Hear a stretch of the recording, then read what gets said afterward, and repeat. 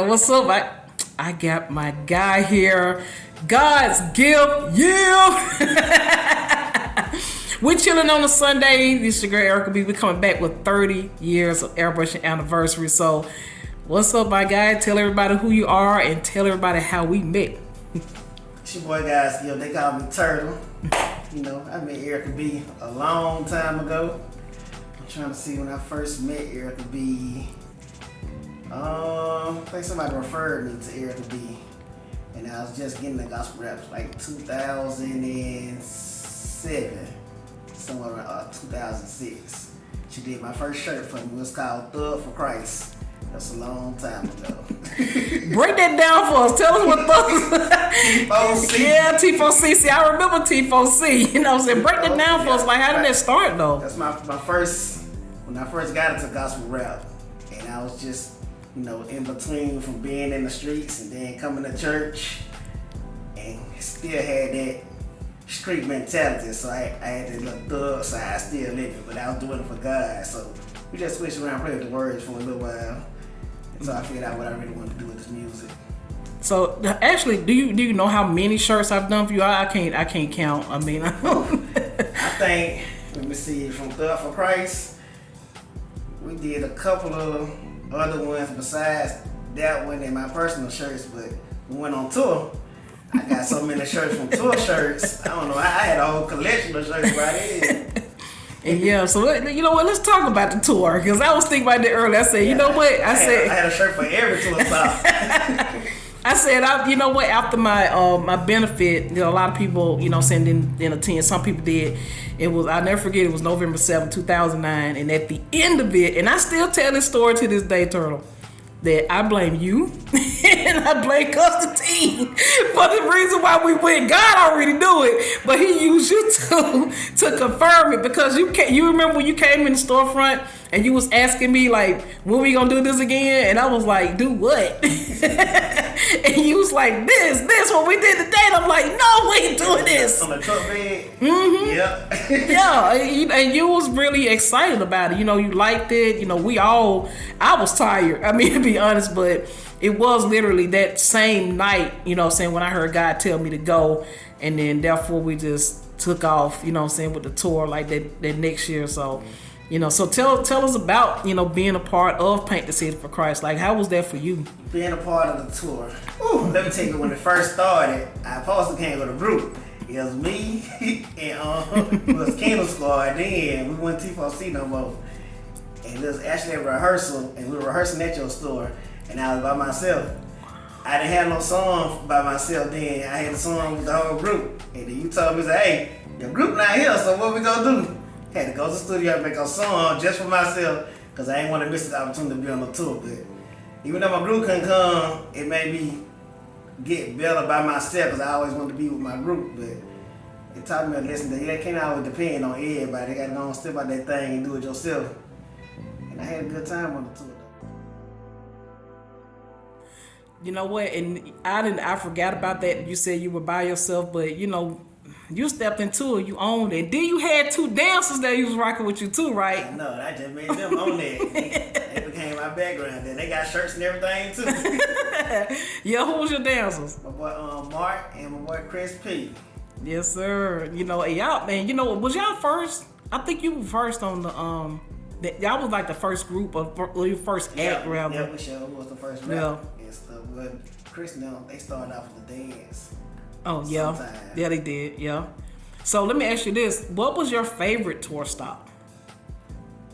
Mountain Joy. Really? The first one?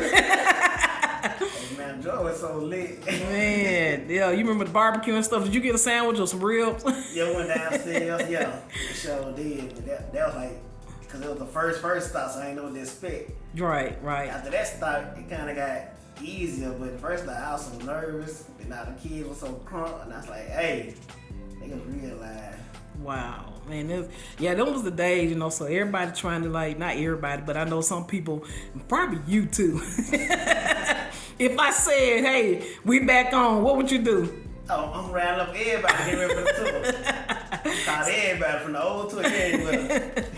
So let's talk about when you used to come by. Now, this is one of the things that I remember. You used to always call me. You'll say, "You at the shop?" At my old storefront. So, do you remember when you came by and I told you to airbrush your own towels for the tour? You remember that? Yeah, and I just did that at an event lately. I kept that same thing. I did some towels and got them made, but I ain't airbrushing myself. But I took that same idea that you had gave me at the time. And I don't know why I thought about that. I thought it would be something because when we did Rebirth. What was the song you did at Rebirth? I know everybody was real hype. I can't remember that song. Yeah, everybody was swinging. Oh, that's what it was. Put your hands up. Yeah, it was super crunk that night, man. I know I'm old school. Talking about crunk. Yeah. So, so we got history, man. We go. When I mentioned you had the baby dreads, and now look at the dreads now. They like all the way down. I had to keep on cutting. They're long it is. You used to scare me too when you post like you would be joking with us, be like, "You did not cut them off." You know what I'm saying? And everybody like, "No," but you always kept them. Kept them real. So you gonna cut them out. Cut them off. All right. So let me ask you this last question. I guess in closing. So. Well, 2. How long have you been doing like the gospel rap? How many years? 2007 was when I first started, and I released my first CD or something in 2008. Man, I said it was the last, but it just popped in my memory.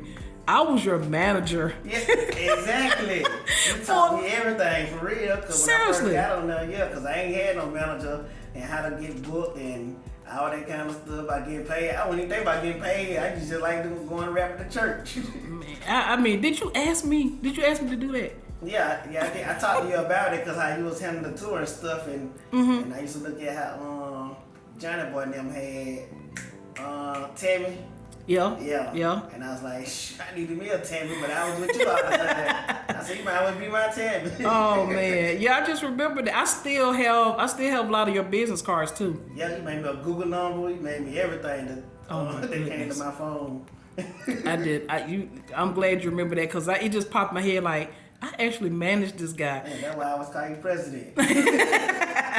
And then you're the only person that could call me that. You know what I'm saying? And then you told me, I asked you one time, why you called me that? You said, because you know everybody. But I managed you, and then what was the other guys that rapped with us? I know it was Cookbook and Desiree. I can't remember what they used to call themselves. I know you talking about Superheroes. Sure was. Yeah. Hey, I ain't talking to them. So don't nobody be hitting me up talking about, can you manage me? I'm on that build up. Dang, superheroes. Yeah.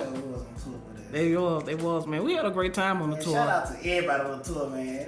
Yeah. That thing back. Hey, everybody want it back.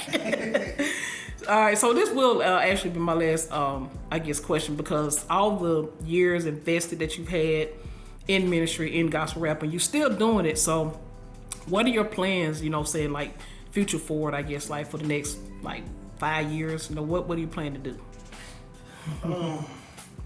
Everything I'm focused on is got to deal with the youth because of the times we in now. And my son just turned 13, so he going through half of the stuff that I already went through, and I can see the little pattern. So I'm making sure I stay on him first before I even try to, just always be out there helping the community. My house needs to come first, but it's always about community with me. So I want to just deal with helping everybody that need guidance and all that good stuff. So that's where my heart really at for real, just being out there ministry, not just at church, but because half these folks not even going to church. That's so true. But you always been like that, I wish we could come back and do like a part 2 just for you to share your testimony, because this guy has an amazing testimony. Tell everybody where they can find you, so they can go and, probably catch that testimony. Facebook, Kevin Guys Give Murray, IG Guys Give 205, Snapchat Guys Give 205. I'm always on all the social medias. I don't do Twitter though, so I ain't got no Twitter. Okay, I got one, but I don't use it. I'll be forgetting I got it too, but it's helpful, it's useful sometimes, you know what I'm saying? It be too much sometimes. I keep on with all this stuff. That is so true. I feel you on that. Well, listen, God's gift, man, it's been a pleasure. You know what I'm saying? I always love to hear your voice saying praise. You know what I'm saying? So, we know what I'm saying. With that being said, y'all, thank y'all so much for continuing to follow this journey with me. And thank you, God's gift, for being a part of my life. You're still, you know, you're like a brother to me. And we're going to see what God do next. All right, so we out of here, y'all. You did.